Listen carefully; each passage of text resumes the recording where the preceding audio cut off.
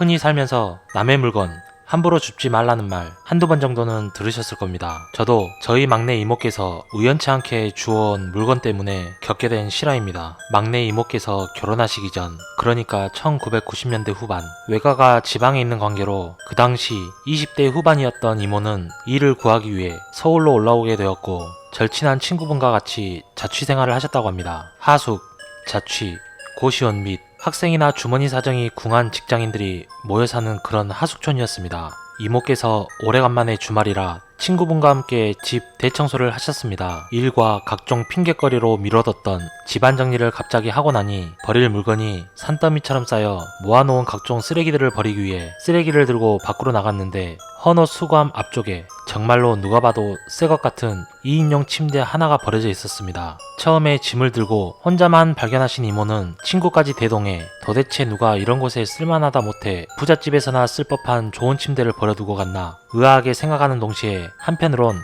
몇 년째 살면서 궁색한 살림살이에 침대 하나 놓는 것도 엄두가 나지 않던 시기라 비록 버려진 물건이었지만 순간적으로 탐이 나셨다고 합니다. 그렇게 해가 저물고 이모는 친구와 상의한 끝에 주인이 있었으면 벌써 가져갔을 테고, 또 우리 같은 사람들이 언제 나타나 가져갈지 모른다는 불안감에 이모 친구의 남자친구를 불러 늦은 밤 침대를 집으로 옮겨오기로 했습니다. 그렇게 이모 친구의 남자친구분이 오시고 매트리스와 침대를 분리해 낑낑대며 조심조심 옮기셨습니다. 성인 남자가 한 명 가세했지만 워낙 침대가 2인용의 더블 사이즈라 옮기는데 정말 애를 먹으셨다고 합니다. 아무튼 이모 친구분의 남자친구 덕에 셋이서 낑낑대며 침대를 자취방에 하나 딸려있는 안방으로 옮기는데 성공했고, 버려진 침대는 그렇게 이모의 자취방으로 들어오게 되었습니다. 주워온 침대를 들여놓은 바로 그 다음날, 문제는 그때부터 시작되었습니다. 이모 친구분은 전산 사무일을 하시던 터라 늦게까지 야근을 하거나 회식을 하는 날이 많으셨고, 정시 퇴근을 하면 늘 썰렁한 집안엔 자정까지 이모 혼자 계셨다고 합니다. 서울로 올라오고 방을 잡은 처음 몇 달 동안은 이게 적응이 되지도 않고 무서워서 집안에 불이란 불은 다 켜놓고 일부러 큰소리로 혼잣말을 하며 강도나 공포스러움을 이기기 위해 노력하셨지만, 점점 익숙해지시면서 어차피 친구분은 오늘도 늦겠거니 하며 집안의 모든 불을 다 끄고 그냥 잠자리에 드셨다고 합니다. 오래간만에 딱딱한 바닥이 아닌 침대 위에 누워서 그랬는지 그날은 유난히 피곤하고 잠이 더 잘 오셨답니다. 그렇게 한참 잠을 자고 있는데 가위에 눌린 것 말고 사람이 깊은 잠이나 단잠을 자다가 어느 순간 자기도 모르게 눈이 확 떠질 때가 있는데, 그런 것처럼 잠결에 실눈이 떠지는 것도 가위가 풀려 정신을 차린 것도 아닌 잘 자다가 한순간에 그냥 눈이 딱 떠지더랍니다. 그리고 무의식적으로 방문이 살짝 열려 있었고 그 틈새로 부엌 겸 거실 쪽이 눈에 확 들어왔는데, 창문 밖에 가로등 불빛과 오랜 기간 어두운 곳에서 잠이 들었던 탓인지 불을 환하게 켜놓은 것 마냥 상당히 잘 보이셨다고 합니다. 그리고 그 문 틈새로 무언가 희뿌연 것이 희미하게 눈 깜짝할 속도로 휙휙 지나가는 느낌을 받으셨답니다.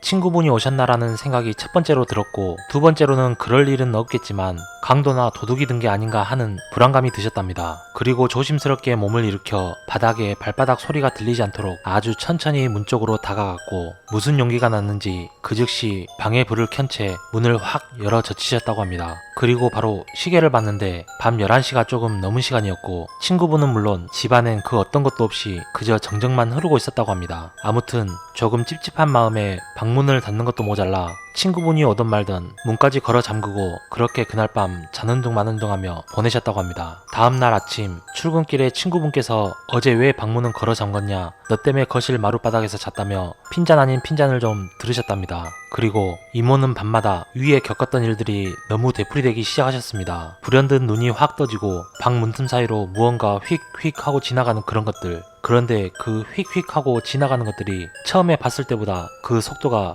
확연히 줄어들고 있었습니다. 말하자면 처음엔 휙휙 하고 정말 분간할 수조차 없이 빨리 지나갔다면 하루, 이틀, 날이 거듭될수록 정확히 그 시간에 눈이 떠지고 문 틈새로 물체를 확인하는 건 똑같은데, 그 물체의 움직임이 처음보다 현저히 속도가 느려져 시간이 더 지나면 정말 무엇인지 제대로 확인할 수 있을 것 같은 속도였다고 합니다. 더군다나 그런 일들을 겪고부터는 방문을 꼭 닫고 잠그기까지 하는데 정확히 그 물체를 확인할 정도의 틈새로 늘 열려 있었습니다. 상황이 계속 지속되자 이모께서는 하루하루 불면증에 시달릴 정도였고 일상생활에 지장이 생길 정도로 공포를 느끼셨습니다. 친구분과 상의하고 꺼려지던 정신과 상담까지 받았지만 아무런 해답도 찾을 수 없었답니다. 그때 당시 저도 이모를 만났었습니다. 원래는 아담하시고 통통한 체형이셨는데 정말 뼈만 앙상하게 남을 정도로 마르셨던 기억이 납니다. 그땐 어릴 때라 그냥 몸이 좀 안 좋은 정도로만 생각하고 깊이 있게 여쭤보진 않았는데 지금 생각해보면 그 영향이 좀 컸던 것 같습니다.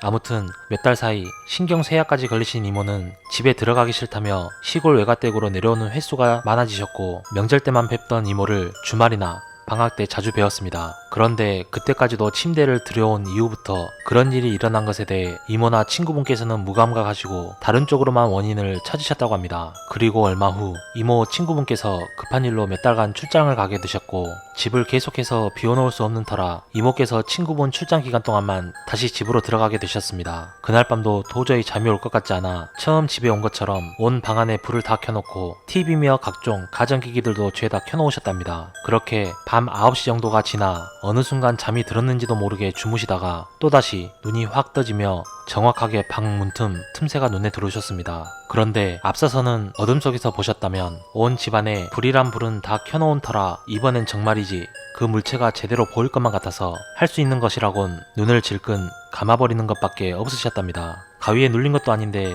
왠지 모를 소름 끼침과 공포, 압박감에 어쩔 도리가 없이 이불만 붙잡고 있었는데 사람이 밝은 곳에서 눈을 감았을 때 시력검사 같은 거라면 손가락을 감은 눈 주위로 움직이거나 앞에서 누가 움직이면 알아채듯 이모는 자신도 모르게 눈이 확 떠졌답니다. 그리고 못 볼 걸 보시고 말았습니다. 그동안 어둠 속에서 빠르게 지나던 문 틈새 부엌 겸 거실의 의문의 물체가 밝은 불빛 아래서 그 속도가 확연히 줄어들어 아주 선명하게 보였는데 하얀 소복을 입은 한 명은 목이 없고 다른 한 명은 다리가 없는 두 여자가 문 틈새 앞을 쉴 새 없이 왔다 갔다 하고 있었답니다. 이모께선 그 자리에서 그냥 기절해버리셨고 다음날 아침이 되어서야 문 두들기는 소리에 눈을 뜨셨습니다. 주인집 아주머니께서 대낮에도 형광등이 켜져 있길래 무슨 일 있나 하고 문을 두드리셨다는데 이모는 그 즉시 주인집 아주머니께 믿기 힘든 그날 밤의 이야기를 다 털어놓으셨고 도저히 무서워서 이 집에서 못 살겠다며 방을 빼겠다고 거의 반애원식으로 부탁드렸답니다. 당연히 주인집 아주머니 쪽에서는 계약 기간도 남았고 다른 문제도 아니고 그런 말도 안 되는 일 때문에 방을 빼주는 건 절대 안 될 말이라며 옥신각신 하셨고 이모는 침대 주워온 이야기까지 모두 했다고 합니다. 주인집 아주머니는 분명히 그 침대를 주워온 게 원인일 거라며 침대를 얼른 갖다 버리라고 남의 물건은 그래서 함부로 주워오는 게 아니라며 이모를 되려 윽박지르셨고 이모도 그때서야 곰곰이 생각해보니 침대를 주워온 날부터 그런 이상한 일이 시작되었다는 걸 뒤늦게 느끼셔서 친구도 출장 중이며 침대를 옮길 사람이 없으니 아주머니께 부탁해 그날 하루 아주머니 댁에서 신세를 지고 그 다음날 친구들한테 연락해 지인들을 총동원해서 당장 침대를 원래 있던 위치로 갖다 놨다고 합니다. 그러고도 그런 일을 겪고 나니 너무나 무서워 친구분이 오기도 전에 고향인 외가로 내려가 계셨고 친구가 돌아오신 후 상의하에 친구분은 그대로 살기로 결정하고 친구분과 나눠냈던 얼마간의 계약금을 돌려받고 일도 그만두신 채 그 길로 외가로 바로 내려오셨답니다. 침대를 버리긴 했지만 도저히 그런 일을 겪은 그 집에서 살 용기가 안 나셨다고 합니다. 그리고 계약 잔금 문제로 오가며 우연히 지나던 침대를 버린 그 자리에 불과 며칠 사이 또 누군가 침대를 가져갔는지 온데간데 없이 사라져버렸답니다. 그리고 이모와 다르게 이모 친구분께서는 침대를 옮겨왔을 때 혼자 계실 때도 이모께서 외가로 내려오시고 혼자 사셨을 때도 그런 일을 겪지 않으셨습니다. 그런데 이모가 외가로 내려가시고 정확히 1년 동안 혼자 거기서 사셨는데 어느 날 새벽 귀갓길에 교통사고가 나서 운명을 달리하셨습니다. 우연의 일치일 수도 있지만 이모는 이 이야기를 하시면서 자기가 조금 더 옆에 있었으면 어땠을까 하며 자책하시고 아직도 느끼지 않아도 될 죄책감에 눈물을 흘리셨습니다. 대체 버려진 침대에 무슨 사연이 있었고 또 도대체 왜 그런 일을 겪은 건지 단지 신경쇠약 때문에 헛것을 보신 건지 아니면 정말 그 침대를 들여온 게 불행의 시초였는지 그 문틈새로 왔다 갔다 했던 그 정체불명의 형체는 도대체 무엇이었는지 아직도 의문입니다. 버려진 남의 물건은 함부로 가지고 오지 마시기 바랍니다.